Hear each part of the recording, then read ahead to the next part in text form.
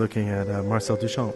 This is Fountain, which he originally made in 1917. This is a really classic example of Dada. Some art historians have dealt with this in the most absurd way, talking about its formal qualities, with its shiny, its curves, porcelain surface. But it's a urinal, though it is transformed. And this is, of course, what Duchamp called a ready-made. He obviously thought it was quite funny. It's a piece of porcelain.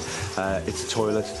Its only value is the idea that he assigned to that. So, an object that was bound to cause offence, anti-art, attacking the art establishment, substituting an object bought in a plumber's shop for sculpture. This is the kind of thing that drives me loopy. It turns me into a schizophrenic. In one way, I look at it and I think, oh, for God's sake, it's a toilet, it's a urinal. But in another way, I go, but everyone's going to go crazy about this. Everyone's going to start fighting and arguing and saying it's rubbish, and others are going to say it's wonderful. And I love that then. So he bought these machine-made things and decided to stick them into exhibitions, but not thinking that they were art, always just to test what people would think of them.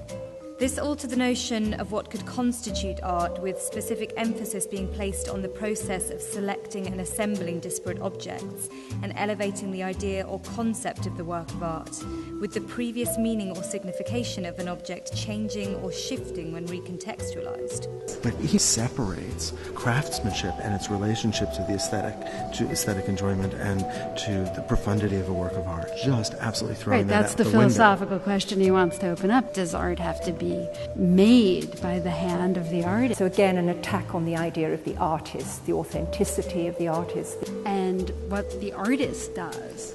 He was testing censorship and testing what people thought of as art. He wanted to make the point that craft isn't an important element in art, it's more the thought. And that's the big thing about the Fountain. What is art? It's why is this art? Why is that not art? Personally, I think it's a bit of a half-baked concept. With hindsight, we can see this as an absolute turning point. Many people would say this is the most important work of art of the 20th century. It's true, it's one of the biggest seismic shifts, not in art, just in our culture. I don't find it beautiful, and when I look at it now, I